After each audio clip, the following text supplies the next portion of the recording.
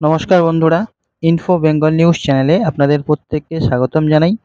কথায় আছে যে বিপদের বন্ধুই হলো সত্যিকারের বন্ধু। কারণ এই যে প্রবাদ, সেই প্রবাদটি অক্ষরে অক্ষরে পালন করে চলেছে ইসরায়েল। কার্গিল যুদ্ধ থেকে শুরু করে পহেলগাঁও জঙ্গি হামলা, যখনই চক্রব্যূহে আটকে পড়েছে ভারত, তখনই পরিত্রাতার ভূমিকায় অবতীর্ণ হয়েছে পশ্চিম এশিয়ার এই ইহুদি ভূমি। মার্কিন প্রেসিডেন্ট ডোনাল্ড ট্রাম্প শুল্ক নিয়ে রণংদেহী ভাব দেখানোর পর আরও একবার সেই একই রকম দৃশ্যের পুনরাবৃত্তি দেখছে পুরো বিশ্ব। কারণ সংকটকালে নিউ দিল্লির আসার কথা ঘোষণা করেছেন ইসরায়েলি প্রধানমন্ত্রী বেঞ্জামিন নেতানিয়াহু, এবং এই দেশের সাবেক সেনাকর্তাদের অধিকাংশই আরব দুনিয়ার ইহুদি রাষ্ট্রটিকে ভারতের সব আবহাওয়ার বন্ধু বলে মনে করা হয়।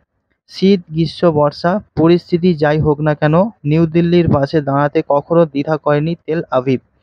তাৎপর্যপূর্ণ বিষয় হলো যে প্রতিরক্ষার পাশাপাশি এখানকার কৃষি এবং অন্যান্য প্রযুক্তিগত পরিকাঠামো উন্নয়নেও বড় ভূমিকা নিয়েছে ইসরায়েল।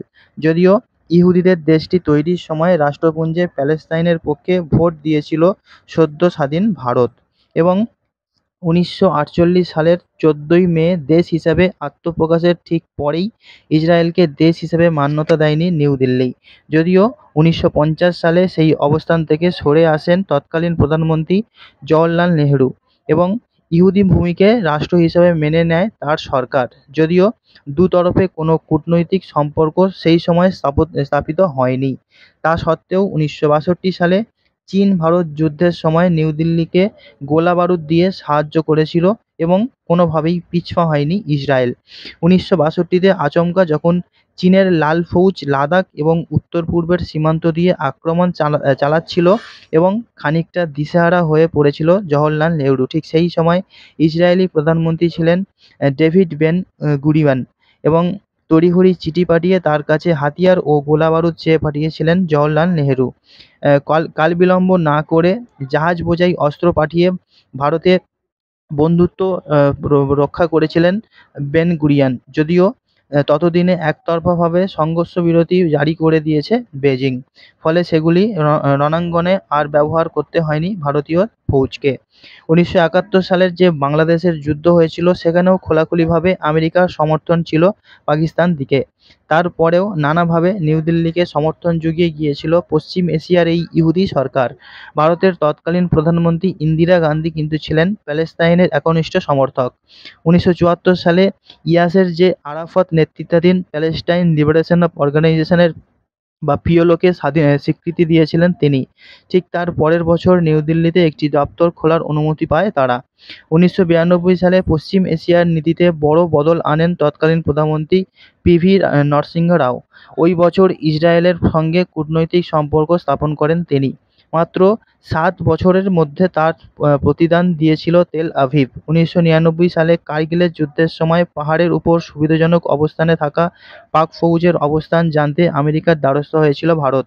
এর জন্য ওয়াশিংটনের কাছে প্রযুক্তিগত সহায়তা চেয়েছিল নিউ দিল্লি, কিন্তু সেটা দিতে অস্বীকার করেছিল যুক্তরাষ্ট্র। ফলে হারানো জমি পুনরুদ্ধারের জন্য অপারেশন বিজয় শুরু করে বিপাকে পড়েছিল আমাদের দেশের সেনারা। সেই সংকটজনক পরিস্থিতিতে এগিয়ে এসে সাহায্যের হাত বাড়িয়ে দিয়েছিল ইহুদি ভূমি। ভারতীয় সেনাবাহিনীকে পেভওয়ে 2 নামের একটি লেজার গাইডেড বোমা সরবরাহ করেছিল তেল আভিভ। ফ্রান্সের তৈরি মিরাজ 2000 লড়াকু জেট থেকে এটি পাক সৈনিকদের নিশানা করে ছোড়া হয়েছিল। সাবেক সেনাকর্তাদের দাবি ছিল এমনটাই যে এতই রাতারাতি লড়াইয়ের রং বদলে গিয়েছিল যে দ্রুত টাইগার হিল, বাটালিক এবং তেলোলিং পুনর্দখল করতে সক্ষম হয়েছিল ভারতবর্ষের সেনাবাহিনী। লেজার গাইডেড বোমার পাশাপাশি কার্গিল যুদ্ধের সময় মর্টার এবং গোলাবারুদ দিয়ে ভারতীয় ফৌজকে সাহায্য করেছিল ইসরায়েল। যুদ্ধ শেষের ঠিক পরের বছর ইহুদি ভূমিতে দ্বিপাক্ষিক সফরে গিয়েছিলেন তৎকালীন বিদেশমন্ত্রী যশবন্ত সিং এবং স্বরাষ্ট্রমন্ত্রী লালকৃষ্ণ আদবানি। ওই বছরই নিউ দিল্লির সঙ্গে যৌথ উদ্যোগে বারাক 1 যে ভূমি থেকে আকাশ ক্ষেপণাস্ত্র তৈরির সম্মত হয়েছিল তেল আভিভ। 2003 সালে প্রথম ইসরায়েলি প্রধানমন্ত্রী হিসেবে ভারত সফর করেছিলেন এরিয়েল শ্যারন। তার উপপ্রধানমন্ত্রী ছিলেন ইয়সেফ ল্যাপিড। ভারতের সঙ্গে সম্পর্ক নিয়ে বড় মন্তব্য করেছিলেন তিনি। তিনি বলেছিলেন যে আমরা নিউ দিল্লির হাতিয়ারের দ্বিতীয় বৃহত্তম সরবরাহকারী। 2001 সালে ভয়াবহ ভূমিকম্পে মারাত্মকভাবে ক্ষতিগ্রস্ত হয়েছিল গুজরাটের ভুজ। ওই দুর্যোগের 5 বছরের মাথায় পশ্চিম এশিয়ার ইহুদি মুলুকটিতে পা রাখিয়েছিলেন প্রধানমন্ত্রী নরেন্দ্র মোদী। তখন অবশ্য গুজরাটের মুখ্যমন্ত্রী ছিলেন তিনি।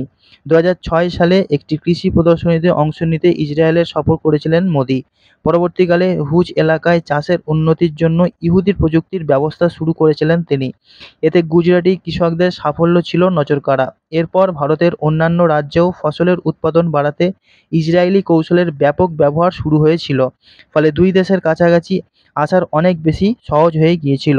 2019 সালের 5 আগস্ট সংবিধানের 370 এবং 35 ধারার প্রত্যাহার করার জন্য কেন্দ্রীয় নরেন্দ্র মোদী সরকার খুব বিবেচনা আলোচনার মধ্যে এসেছিল। ফলে বিশেষ মর্যাদার সুবিধা হারায় জম্মু কাশ্মীর। শুধু তাই নয়, রাজ্যের বদলে দুটি কেন্দ্রশাসিত অঞ্চলে ভেঙে যায় ভূস্বর্গ। এই ঘটনাটিকে কেন্দ্র করে আন্তর্জাতিক চাপ তৈরির চেষ্টা করেছিল পাকিস্তান। সেই সময়েও ইসরায়েল সমর্থন করেছিল ভারতের দিকে। নিউ দিল্লির সঙ্গে সুর মিলিয়ে তেল আবিব একে ভারতের অভ্যন্তরীণ বিষয়ে উল্লেখ করেছিল এবং 2019 সালে ইসরায়েলের দ্বিতীয় বৃহত্তম সমুদ্রবন্দর হাইফা অধিগ্রহণ করেছিল ধনকুবের ভারতীয় শিল্পপতি গৌতম আদানি। প্রধানমন্ত্রী নেতানিয়াহু এক মাইলফলক বলে উল্লেখ করেছিলেন। 2023 সালে আদানি গোষ্ঠীর বিরুদ্ধে শেয়ার কারচুপির অভিযোগ তোলে মার্কিন সংস্থা হিন্ডেনবার্গ রিসার্চ। ওই খবর প্রকাশ্যে আসতেই ভারতীয় শেয়ার বাজার নেমে যায় একটি বড়সড় ধস।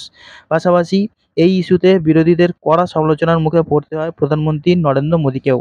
হিন্ডেনবার্গের যে রিসার্চ, সেই রিসার্চের একটি রিপোর্ট প্রকাশ্যে আসার পর আমেরিকার চাপে আদানিদের সঙ্গে হাইফা সমুদ্র বন্দরের চুক্তি ইসরায়েল বাতিল করবে বলে মনে করা হয়েছিল, কিন্তু বাস্তবে সেটা কোনোভাবেই হয়নি। উল্টে গোটা বিষয়টিকেই চক্রান্ত বলে উড়িয়ে দিয়েছিল ইহুদি কূটনীতিকরা।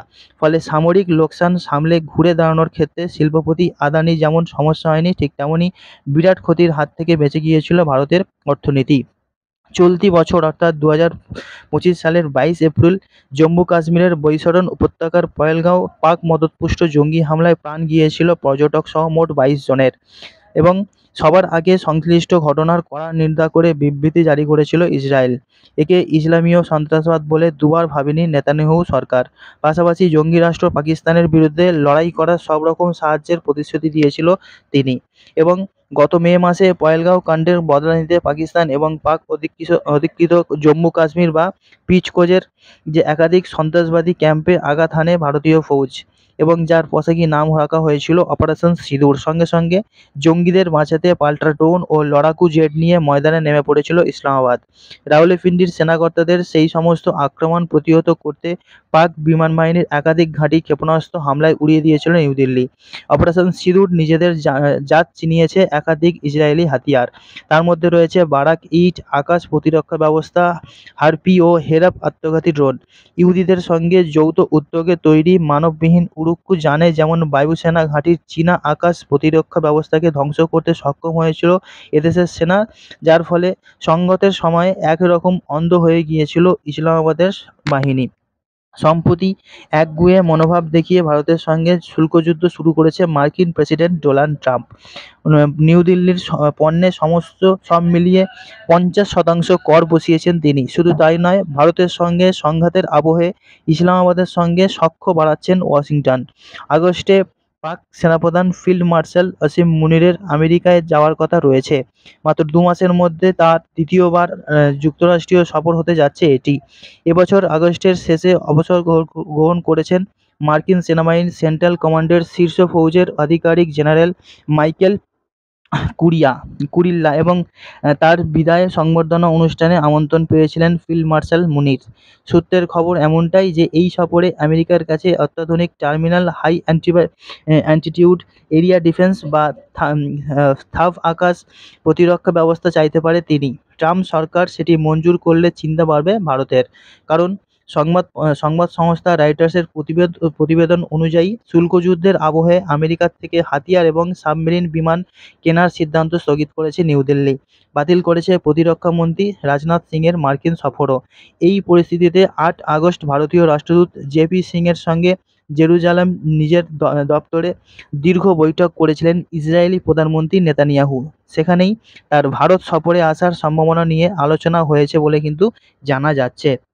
এবং এই যে ইস্যু, এই ইস্যুতে এক্স হ্যান্ডেলে একটি পোস্ট করেছেন নেতানিয়াহু দপ্তর, যেখানে বলা হয়েছে, জানা যাচ্ছে যে দ্বিপাক্ষিক কৌশলগত সম্পর্ক, বিশেষত প্রতিরক্ষা এবং অন্যান্য বাণিজ্যিক বিষয় নিয়ে ভারতীয় রাষ্ট্রদূতের সঙ্গে ইতিবাচক আলোচনা হয়ে গিয়েছে। অন্যদিকে ইসরায়েলি প্রধানমন্ত্রী একটি বিবৃতিতে বলেছেন যে, আমরা মাঠে নয়, যুদ্ধের সময় হাতিয়ারের পরীক্ষা করি, আর সেগুলি দারুণ কাজ করছে বলেই কিন্তু তিনি মত প্রদান করেছেন। বিশেষজ্ঞদের এমনটাই দাবি যে বর্তমানে সংকটজনক পরিস্থিতিতে নেতানিয়াহুর ভারত সফর গুরুত্বপূর্ণ হতে চলেছে। মার্কিন অস্ত্র পাক সেনাবাহিনী হাতে পাওয়ার আগেই অত্যাধুনিক হাতিয়ার নিউ দিল্লির হাতে তুলে দিতে পারবে তিনি। পাশাপাশি শুল্কযুদ্ধের মধ্যে এদেশের পণ্যের জন্য খুলতে পারে ইহুদি ভূমির বাজার। তাছাড়া ট্রাম্পের মতবদলে উদ্যোগী হতে পারে নেতানিয়াহু, কারণ আমেরিকার ঘরোয়া রাজনীতিতে যথেষ্ট প্রভাব রয়েছে তার। তো এই যে কার্গিল এবং অপারেশন সিঁদুরের পর ট্রাম্পের যে শুল্ক খোঁচা, সেটি নিয়ে কিন্তু মার্কিন চক্রব্যূহ থেকে ভারতকে উদ্ধারের জন্য ঝাঁপাবে বিপদ বন্ধু ইসরায়েল, তা কিন্তু এক প্রকার আমরা বলতেই পারি।